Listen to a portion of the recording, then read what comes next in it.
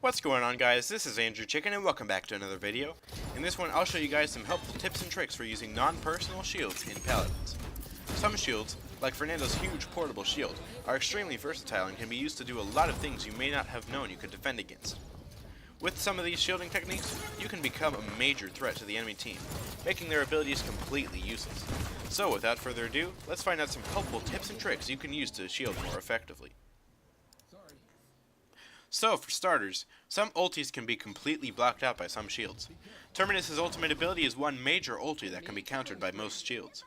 If he ultis and your shield is off of cooldown, you almost have an obligation to activate it or place it down to block his ulti from the people behind it. Most shields can take the full blast from Terminus' ultimate and still remain standing, so you can still use your shield to defend from other incoming damage after Terminus resurrects. Another ulti you can counter with a shield is Victor's Barrage. Now this is exclusively for Fernando's shield, but it is still extremely helpful to know. If Victor uses his barrage directly on you, put your shield up and walk backwards. This will not only keep you safe and give your shield the brunt force of the damage, but also protect the other unfortunate players caught in his ultimate behind you. If he doesn't directly use his ulti on you, but you are still caught in the area of the blast, just put your shield up and aim it at the center of the blast. You'll be perfectly safe, and Victor will be mad that his ulti did nothing. Fernando's shield is very versatile and can be used to block many other ultis like Makoa's swings in his Ancient Rage, or the incoming fire from Tyra, Vivian, and Androxus' ultis. But there are a few ultimate abilities that putting up your shield for is absolutely useless. Bomb King, Sky, Genos, Pip, and Inar's ultimates are all just a few ultis that completely ignore your shield, so don't bother to even put up your shield if you hear them ulti. Rather, it's best just to run for cover. There are some helpful cards that you should consider getting that go along great with your shield. Most shields that travel with the player, such as Fernando, Makoa, and Vivian's shields, heal you while your shields are active, and maxing out those cards can give you the equivalent of about 2 Genos healings on you at once. Some also reduce the cooldown of your movement ability by several seconds when your shield takes damage, which is helpful if you need to retreat and regenerate your health. I would definitely consider getting both of these cards in your deck for shields like Fernando's. Other shields, like those of Ashe and Barrick, grant certain buffs when the shield is active or when passing through it. Barrick's shield has a card that grants bonus movement speed when passing through it, and Ashe's shield has a card that can reveal nearby enemies for a few seconds. Both of these cards are great buffs for your shield. Now, if and when the enemy team buys Wrecker, there are still measures you can take to reduce Wrecker's effect.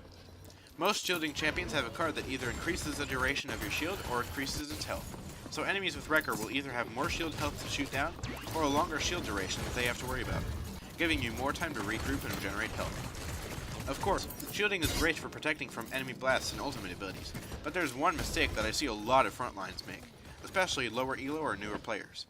You never want to let yourself become a punching bag. I made this mistake all the time playing Fernando when I first got the game. I would grab Aegis, once legendary cards came out, and sit on point with my shield up the entire time, doing nothing. This is a huge mistake. For champions with shields that they carry with them like Fernando or Makoa, you don't want to be using your shield all the time. Both champions put out some great damage and do a lot for the team when played correctly, and that is not by holding their shield up the moment it gets off of cooldown. Threatening frontliners know how to attack ferociously, and then when the enemies give them lots of heat, they put up their shields and retreat, regen their health, and repeat the process. They also use their shields to protect their allies when they get into a lot of trouble, but what they don't do is put their shield up for no good reason because A, the enemy team will either completely ignore your shield and go after your teammates, or just grab Wrecker and burst it down in 2 seconds, and B, you aren't helping at all by sitting with your shield up, being a giant punching bag. Now of course, I'm not talking about champions like Ashe or Barrick who have shields that they can put down and continue fighting, or Makoa with his half-shelled legendary. They need to put down their shields to constantly absorb as much damage as possible, because they're not making themselves the punching bag, like some players do with Fernando or Makoa. They're making their shield, separate from the champion, the punching bag. So I hope you guys enjoyed this video on some tips and tricks you can use with your shields to become more effective at shielding. Did these tricks help you devastate the enemy team? Leave a like down below if you did, and be sure to subscribe if you want to see more content like this from me. I'll see you guys next time. Peace out.